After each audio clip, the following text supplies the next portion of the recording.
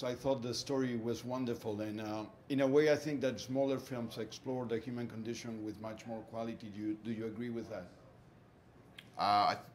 Yeah, I mean, yeah, I think you're probably right. I mean, it might be unfair to generalize, but certainly that is a wonderful thing about smaller films and making cinema that's less about action or effects or fantasy or that sort of thing. I mean, it is the human condition.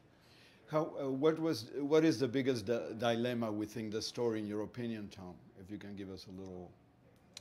The biggest dilemma in the story is for the audience. That's the hope. That the audience watch our story and think, what would I do if I were him? That's how the story should work, in my view. And I think it does work in that way. In a way, it's amazing how an accident changes not only two people's lives, but it has incredible consequences. Yeah. What do you think of the whole story and the fact that Joel is the writer and one of the actors?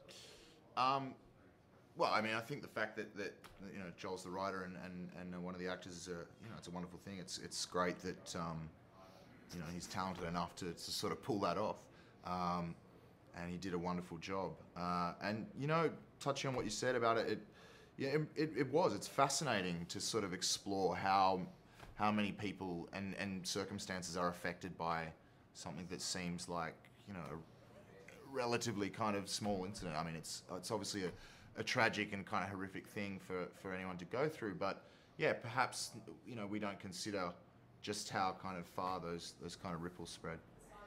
When it comes to how satisfying is it for you, or for Tom in this case, to get your film out and feel that the audience embrace it, like at the Toronto Film Festival? I'm sure. Yeah, well, I mean, you're right. It's a natural thing. You do work in order for people to entertain people. That's the simple, rather crude thing that actors want. It isn't for our own, but well, you do it for your own. But it's a lovely life, and it's what you're used to, and hopefully what you're good at. But basically, you want people to be entertained. You want them to be, you don't want to sort of make them angry. Well, if that's entertaining, then that can be entertaining too. But that's how we like it. What have you guys learned from this story, if anything?